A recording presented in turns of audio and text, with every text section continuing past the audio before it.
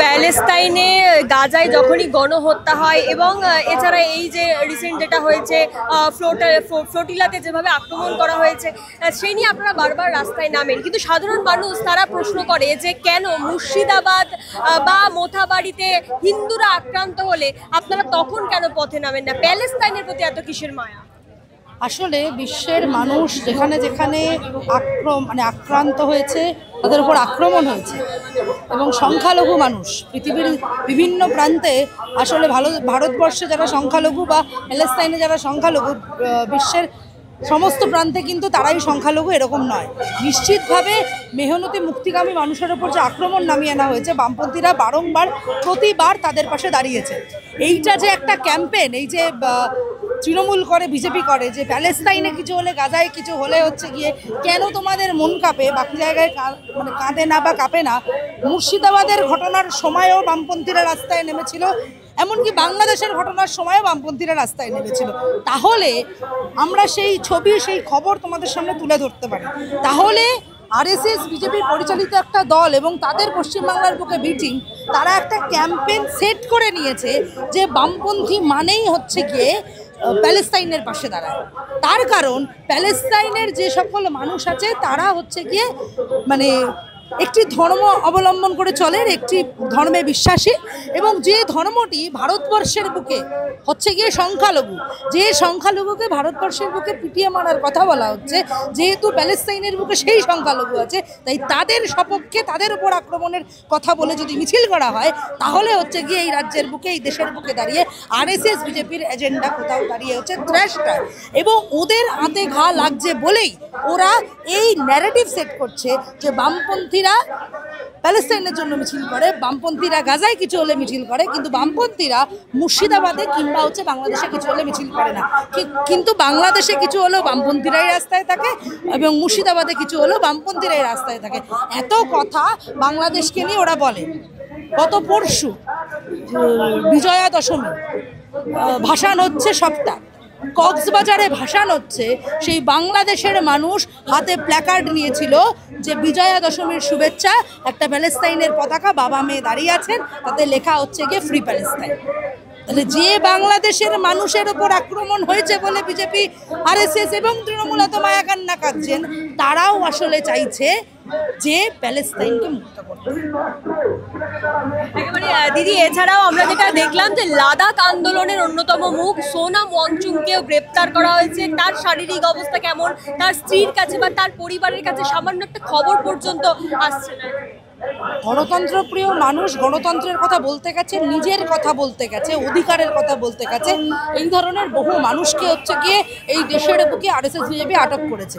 আজকের দিনে দাঁড়িয়ে ওনাকে আটক করেছে। আজ থেকে কয়েক বছর আগে ওখানকার সিপিআইএমের নেতা ইউসুফ তারিগামিকে এইভাবে হাউস অ্যারেস্ট করে রেখে দেওয়া হয়েছিল। এয়ারপোর্টে সীতারাম ইয়েচুরিরা দেখা করতে যাবেন, তাদের এয়ারপোর্ট থেকে ফিরিয়ে দেওয়া হয়েছিল। তারপরে সুপ্রিম কোর্টের পারমিশন নিয়ে তারপরে হচ্ছে কি ইউসুফ তারিগামিদের সাথে দেখা করতে যাওয়া হয়েছিল। গণতন্ত্রের কণ্ঠ রোধ করা, এইটা আরএসএস বিজেপির কাজ। ওরা চাইছে যে কাশ্মীরের যে চিত্র, কাশ্মীরের যে আমাদের যে সুন্দর কাশ্মীর, আমরা তো বলি যে শুধু ঘুরতে যাওয়ার জন্য না, তো জিওগ্রাফিক্যালি তার কালচার তার ডাইমেনশনে গোটাটাকে নষ্ট করার জন্য ওরা কাজ করছে। মহুয়া মৈত্র টুইট করেছেন তিনি সোনাম ওয়াংচুকের স্ত্রীর পাশে থাকবেন এবং সোনাম ওয়াংচুকেরও তিনি মুক্তি চাইছেন। দেখো, শুভবুদ্ধি সম্পন্ন মানুষ হলে এটা চাওয়ারই কথা, কিন্তু তাহলে তার প্রতি একটা প্রশ্ন ছুড়ে দিতে বিভৎসভাবে ইচ্ছা করছে। সেটা হচ্ছে যে গণতন্ত্রের কথা বলতে গেলে, নিজের কথা বলতে গেলে, যদি ভারতবর্ষের বুকে আক্রান্ত হয়েছে কেউ, তার পাশে দাঁড়ানো যেমন সত্যি কর্তব্য, তাহলে নিজের রাজ্যের বুকেও যখন সাধারণ মানুষ তার কথা বলে, তাহলে তাকেও আক্রান্ত করে রাখা বা আটক করে রাখার কিন্তু তাহলে দুটো আলাদা ভার্সন হয়ে যাচ্ছে, ক্ল্যারিটি থাকছে না। তাহলে পক্ষ তো একটাই নিতে হয়।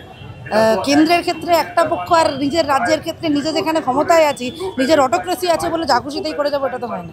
দিদি, একেবারে এবার আমরা দেখলাম যে প্রাথমিক নিয়োগ দুর্নীতিতেও চার্জশিট জমা পড়লো ব্যাংশাল আদালতে। মানিক ভট্টাচার্য, রত্না বাগচি সহ এই যে একাধিক, তারা নেক্সাসে চাকরি বিক্রি করেছে, কি বলবেন? দেখো, এই কথা তো আজকে আমরা প্রথম বলছি এরকম না, আমরা 2013 সালে প্রথম বলেছিলাম। সেই সময় খুবই পাগলের প্রলাপ মনে হয়েছিল আমাদের কথা। আজকে 13 থেকে 23 হয়ে 25, প্রায় 12 বছরের মাথায় এই বাংলার মানুষ বুঝতে পারছে আসলে ছাত্র যুবরা, বামপন্থীরা আসলে ঠিক কতটা মানে দূরদর্শী হয়ে সত্যি কথা বলেছিল। আসলে আমরা এইটুকুই বলতে পারি, যারা আসলে এই বেকার যুবকদের জীবন নিয়ে ছিনিমিনি খেলেছে, যুবক যুবতীদের জীবন নিয়ে ছিনিমিনি খেলেছে, গোটা কতগুলো প্রজন্মকে, শুধু একটা বলবো না, একটা গোটা প্রজন্মকে হচ্ছে গিয়ে মানে কতগুলো মানে মানুষকে হচ্ছে গিয়ে নিজের লাইফের ফোকাস ছিল যা, সেইগুলো থেকে বিমুখ করে দিয়েছে। তাদেরকে 1 ইঞ্চি জমি ছেড়ে দেওয়ার কথা আমরা ভাবছি না, এবং ওনারাও যাতে না ভাবেন। নিশ্চিতভাবে ওনাদের জীবনের বহু সময় নষ্ট হয়েছে। আমাদের একটাই কথা বলা, সেটা হচ্ছে যে এই লড়াই আমরা লড়ছি, ওনাদেরকে পাশে পেয়েই লড়ছি, ওনাদের জন্য লড়ছি। শেষ দিন পর্যন্ত এই লড়াইতে অন্য কাউকে না পেলে যারা ন্যায্য চাকরি প্রার্থী, স্বচ্ছ চাকরি প্রার্থী, তারা আমাদেরকে পাশে পাবে। দিদি, যারা আইনজীবীরা এই মামলাগুলো লড়ছে তারা বলছে এসএসসি থেকেও এই প্রাইমারিতে দুর্নীতিটা নাকি ব্যাপক হারে হয়েছে, সেক্ষেত্রে চাকরি চলে যাওয়ার একটা সম্ভাবনা থেকেই যাচ্ছে। এভাবে যদি প্রত্যেকটা প্যানেলে চাকরি যেতে থাকে, স্কুলগুলোর কি হবে, ছাত্রছাত্রীদের কি হবে? দেখো, স্কুল তো অলরেডি বন্ধ করে দিচ্ছে, নিয়োগ হচ্ছে না বলে। নিয়োগ হচ্ছে না মানে নিয়োগ কেমন হচ্ছে? পাড়ার তৃণমূলের নেতার কাছের কেউ হচ্ছে গিয়ে চাকরি পাবে, যে হচ্ছে প্যানেলের নাম আছে, যে স্বচ্ছ চাকরি প্রার্থী, সে কিন্তু চাকরি পাচ্ছে না। আসলে স্কুলগুলোতে এই যে তুমি বলছো না যে প্যানেল বাতিল হয়ে যেতে পারে, প্যানেল বাতিল হবে মানে কি, যারা অযোগ্য চাকরি প্রার্থী তারা চাকরিটা হচ্ছে গিয়ে চলে যাচ্ছে। ধরো ক্লাস 10 পাস করেনি, প্রাইমারিতে ঘুষ দিয়ে চাকরিতে ঢুকে গেছে, ওইটুকু বাচ্চাগুলো কি শিখছে? ওরা তো ভুল শিখছে। আমাদের এই ভুল শেখাগুলোকে ঠিক শেখায় প্রত্যাবর্তন করতে গেলে আমাদের এই শিক্ষা ব্যবস্থার সংস্কার দরকার।